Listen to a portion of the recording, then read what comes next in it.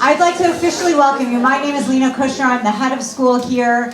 We are so thankful that you are here with us today, and I'm going to say a few words to introduce you, and I have a few questions for you, and then we'll see if there's time at the end. We will see if there's time for questions from the crowd, but I am very excited to be able to introduce Enes Kanter Freedom, who is a professional basketball player from Turkey. He played in the NBA for 11 years. My college-age son was very excited when I told him I was going to be meeting you today.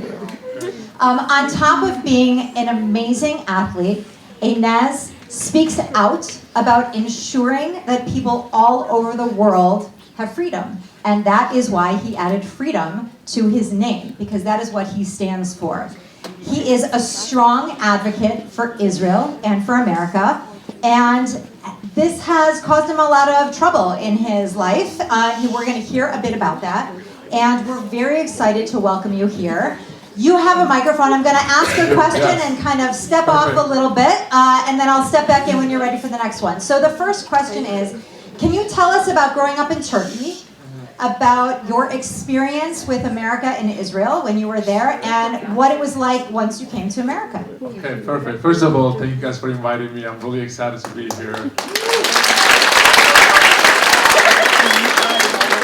One thing before we start, if you guys are a Lakers fan, you all can leave. I'm just joking. Hey, I'm a Celtics player, and you guys know the rivalry between Celtics and Lakers. Anyway. That's what 6 is out fine. That's okay. But I just want to say, I'm from Turkey. I'm born in Switzerland. Grew up in Turkey. Came to America when I was 17 years old, and I went to college here in Kentucky University, actually. Then I got drafted by Utah Jazz, and after that, I got traded to Oklahoma City Thunder. It was awesome because I get to play with players like Russell Westbrook, Kevin Durant, Steven Adams, which is my favorite. Then I got traded to New York Knicks, and I played with Porzingis. It was awesome. Obviously, I'm sure you guys, been in Madison Square Garden before. If not, go and check it out. It's one of the best arena out there. And then I signed with Portland Trail Blazers. I played with players like Damian Lillard, CJ McCollum. We made the conference finals, and unfortunately, the Golden State swept us. Anyway, and then I signed with Boston Celtics. It was an amazing experience. But she asked me a really good question. She asked me about growing up in Turkey. So I want to tell you guys a little bit about from my childhood, because growing up in Middle East could be very difficult. And unfortunately, that was the case for me when I was growing up. And I remember, when I was growing up, if you are a politician in Turkey, they want me to talk about it. It's a little serious topic, but our world is going through some very difficult times right now, so it will be good for you guys to hear about this. But so, growing up in Turkey, like I said, it was very difficult. If you're a politician in Turkey, and if you want to be elected again, you do two things. You attack America and you attack Israel. Just because of the base is so uneducated.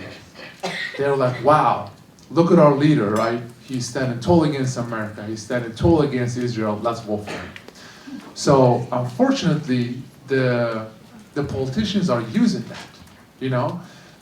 Whenever I go around and speak to people, actually, I say, the religion is not the problem, it's the politicians.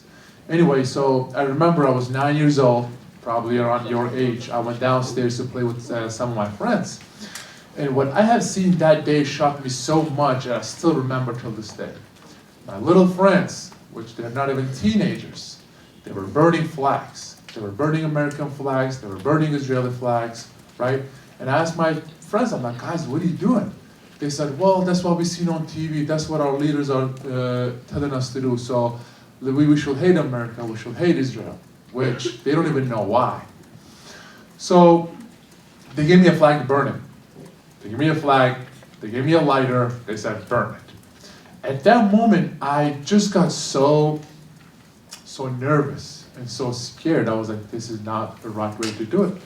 I threw the flag down. I ran upstairs to my mom. I was like, Mom, you know, my friends are telling me to hate America. My friends are telling me to hate Israel, hate Jewish people. What do I do?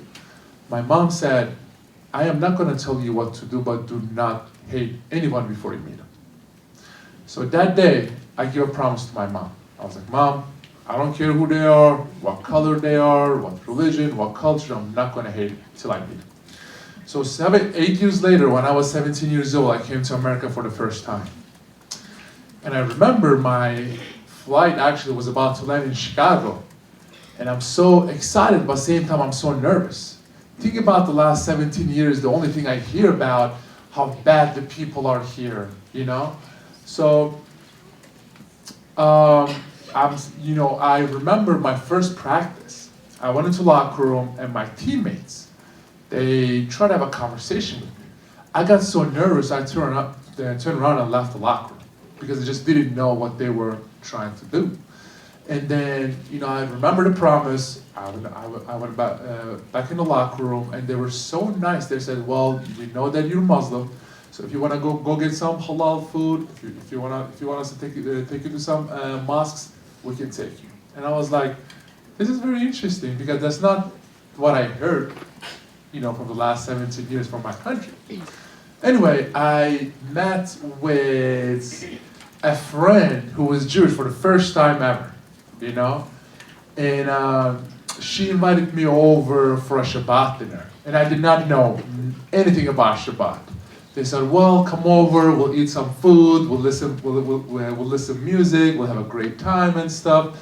I immediately said, "Of course not," because the propaganda, because of what my friends were telling me the last 17 years was just making me so scared, Anyway. So then I remember the promise again to my mom. I was like, I'm going to give it a chance. So before I went to her house, I called one of my Turkish friends. I'm from Turkey. I called one of my Turkish friends who lives in America. I was like, listen, I'm going to one of my friend's house who is Jewish. And if you don't hear from me for the next 2 hours, you call the police. So anyway, I went to her house. I walked in, it was so amazing. Everything was so cool. The food was so delicious. Some of the prayers that they do, you guys do before you eat, break the bread. I was like, well, I don't drink alcohol. They gave me grape juice. Yeah, they gave me a grape juice to drink it and stuff. So everything was so, they were so respectful. They were so nice. And after I left her house, I got so emotional because I was like, wow. There are millions of kids in the Middle East growing up anti-Semitic, anti-West, anti-American just because of those politicians, So I called her back. I was like, listen, I want to get to know you guys more. Like, what do I do? Do you recommend any kind of movies or documentaries or books or shows? She said, yeah, there's one. It's called Don't Mess with Zohan. You watch that movie, you will learn everything about Israel. Anyway, so I went back to my place. I'm sure you guys watched that movie 10 times, 20 times. So I watched that movie, right? I was like, oh my God, that is so cool. So I called my friend, I was like, listen, where can I buy, what is that drink called? Fizzly Bubble? Yeah, so I was like, is that drink? He's like, yeah. She's like, yeah, that drink does not exist. Anyway, but no, he was like, so what I'm trying to do is, as a Muslim, our world is going through some very difficult times. So what I do is I just go around and try to build bridges between religions, between cultures, between two nations and stuff. And we need that the most these days. It was a very long answer, but it was a really good question, that's why. Thank you so much. Of course. So can you tell us a little bit about your family? And I have a question about your dad. Your dad was arrested. What happened? How's he doing now? Can you share a little bit? I talk about a lot of the problems that are happening in Turkey. Unfortunately, you guys are in that age that you guys need to learn what's happening around the world. So Where I grew up, Turkey is pretty much a dictatorship, and I talk about the human rights violations, and I talk about the political prisoners over there. And unfortunately, Turkey was the first country and first leader actually in the world that came out and said Hamas is not a terrorist organization. And that broke my heart so much, because at the end it's my country. And when my country comes out and supports pretty much like a terrorism, it breaks my heart, Anyway, I talk about a lot of the problems that happened over there, and what I was talking about affecting me and my family. They put my dad in jail because I talk about the innocent people over there. I told, they fired him. My brother was playing basketball. They kicked him out of his team and stuff. But the important thing is, I think it doesn't matter, it's just we need to stand for what we believe in, even if it means sacrificing everything. I mean, right now, I came here, you guys are standing tall for what you believe in, so whatever happens in life, don't let anyone tell you that you're doing wrong, because you guys are standing up for something so beautiful. Thank you so much. So you're a practicing Muslim, and you support Israel. Can you tell us a little bit about what that's like for you in terms of family and friends, and just talk a little bit about that? Of course. So I went to Israel around a year ago, and I went there for a basketball camp. It was so beautiful and so amazing. I was like, I wish I could take some of my teammates there with me, because in the media and in social media or whatever, TikTok, whatever, Instagram, whatever you guys are watching or checking out, whatever, there could be so much misinformation, or there could be so much, the crazy things, whatever. But once you start taking people and show them, I went to Jerusalem, right? And you see the Muslim side, you see the Jewish side, you see the Christian side, and you see that they're just getting along, they hang out, they drink tea together, they eat falafel, they eat hummus, they eat all kind of food and stuff. So I was like, this is crazy what people are talking, because those people hated on the other side, never been to, Jerusalem, never been to Israel, never been to Tel Aviv and stuff. So what I have done actually, it was so beautiful. I organized a basketball camp in Jerusalem, and I invited Israelis and Palestinians. It was the most beautiful basketball camp I had, because I remember there was this one Palestinian girl. She was like, there is no way I'm gonna go to Jerusalem and play basketball with Israeli kids. But her family was very well educated. They said, well, Enes is going, you should go, and it's gonna be a great time. If you don't like it, just try 1 hour, we'll take you back. So she ended up staying for 2 weeks. At the end of the first week, she apologized from everyone and said, sorry guys, I just didn't know enough, And I remember I put her and one of the Jewish kid in the same team. And I was on their team too. I'm sure you guys know the basketball terms. So someone shot the ball, they missed it, I got the rebound. I dribbled a couple times, I passed the ball to this Jewish kid, right? He dribbled a couple times, he crossed someone over, he passed the ball to the Palestinian girl, and she scored the ball. When she was coming back, they high-fived each other. I was like, this is the most beautiful scene I've ever seen in my life. Because I'm sure you guys are old enough, I'm sure you guys seen what's happening around the world, and I'm sure you guys seen some really heartbreaking and shattering images and stuff. So what I'm trying to do is, instead of them getting bombed on the streets, we take him and put him on basketball courts and show him that we can do it together. Instead of building walls, we need to build bridges. So that's what I'm trying to do. Beautiful.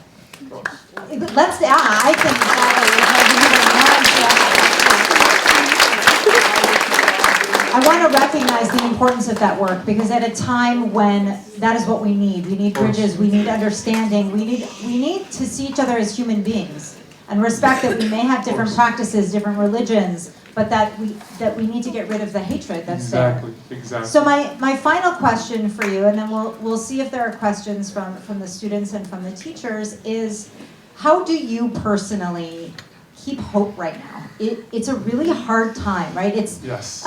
We see what's going on. We're watching the news. We're very connected in our Right, school, of course. directly connected to what's going on. How do you keep hope? What advice do you have for us about keeping hope for the future? So I do have a lot of hope for the future. A lot of hope. I know you guys, maybe some of you guys might call me crazy. They said, well, look what's happening over there. People are dying and stuff like, yes. But you guys have a power to change that. You know, now you guys are educating yourself, right? You guys have a power to educate the other side. Educate, I'm sure, I don't know if you guys have any Muslim friends or Christian friends and stuff. Take the first step and go and talk to them and show them that whatever propaganda they put it out there on social media is not true. You know, you guys treat the other side with kindness, with love, with peace, because this is what I believe in. It doesn't matter what your religion is, your skin color, whoever you are or wherever you're from. The most important thing in life is leave your differences on the table and try and find what we have in common.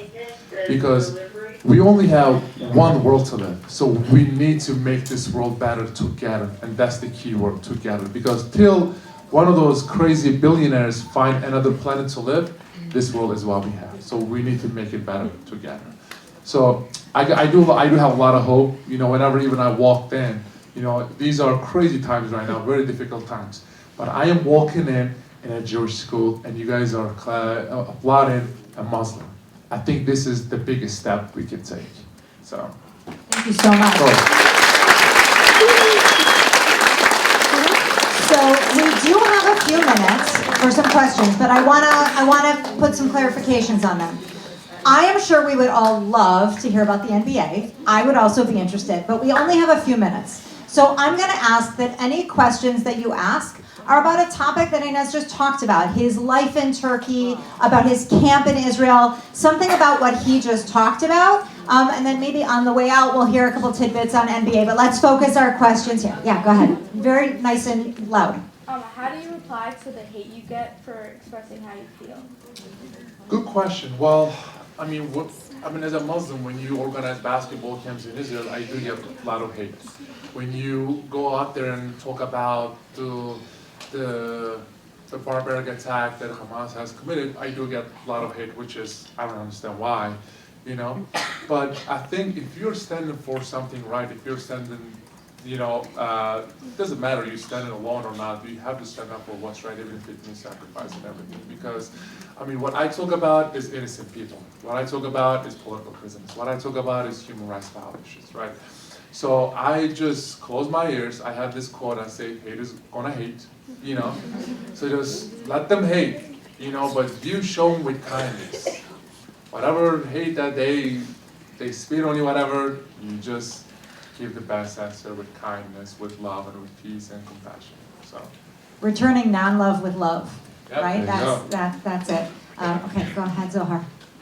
Where were you born in Turkey? Where were you born in Turkey? So I was born in Switzerland, but I grew up east side of Turkey, you know, where its border actually close to Syria. So it was a very interesting environment. Did the police in Turkey ever figure out that you were putting up these protests? So yes, also whatever I talk about, I mean, obviously I posted on social media to create awareness, you know, and obviously they don't like that because I expose them a lot. Because they put innocent people in jail. They shut down media outlets. They put, you know, journalists in jail, which whoever writes against these governments. But you know what? I don't care what they do. If you are fighting against the free media, we have to say something about it. If you are putting innocent journalists in jail, we have to stand up for them, you know? Are you allowed back in Turkey? I'm not allowed. I have a 12th arrest warning for me in Turkey. Just because of I talk about the human rights violations, they put, you know, they give me a 12th arrest warning. And are you allowed to be in touch with your family? So, last time I have seen my family actually was almost 10 years ago. Yeah. So like I said again, freedom is definitely going to come with a big price, and we have to pay that price because The reason I care about freedom, I care about dialogue, I care about building bridges so much, so you guys can have a better and brighter future. Thank you. Shy. You talk to them face to face? Like, I mean on the phone. Who? You talk to your family on screen? So my brother is here actually. He plays basketball yeah. So he's the only person that I can talk to, but everyone else no, because they track down all the phone numbers and IP numbers and everything, whatever. So my brother's the only one that I can talk to. Lev. Have you faced any like backlash from people in America because of your like support for Israel? Some people, yeah, some people. But I was like, listen, me supporting innocent people, me supporting innocent kids, babies, me supporting innocent women, I don't care what you say, I will continue to support the innocent people. And also, I talk about both sides. I talk about people are dying on both sides. And no one can come and say, well, why are you talking about innocent people? I was like, are you serious? You know what I mean? So if you only focused on the human rights violations, then no one can stand anything against. And I'm not a politician, so I never get into politics. So. Okay, over here. Yeah. How did your friends treat you after you didn't like burn the flag? So, a good question actually. So, well, I did face a lot of bullying, unfortunately. They couldn't do anything to me physically because obviously I was taller and stronger than all my friends, and they better not get close to me. But like I said again, I mean, we hate bullies. You know, I don't care. But like I said again, from day one, even when I was like your age, you know, I was getting like bullied a lot, not physically but verbally because of what I was standing for. And I was like, that is not going to stop me. I'm going to keep speaking the truth, even if it means, sacrificing everything. So whatever you guys do, whatever you guys believe, keep doing. Because I mean, I know you guys probably never going to hear this from another Muslim, but just keep believing your faith, keep doing what you're doing, and keep being you. Don't let anyone change you. Okay, one last question. Do your parents support and like your family in Turkey? Do they support you with like all the things you said? Yes, I mean obviously they know. I mean they're the one paying the price, but I know that my mom and my dad is supporting me from very very far away, because I mean this is not about. The thing is, I don't talk about politics. So if you only focused on peace, if you only focused on human rights, if you only focused on, building bridges, what are they going to say? You know?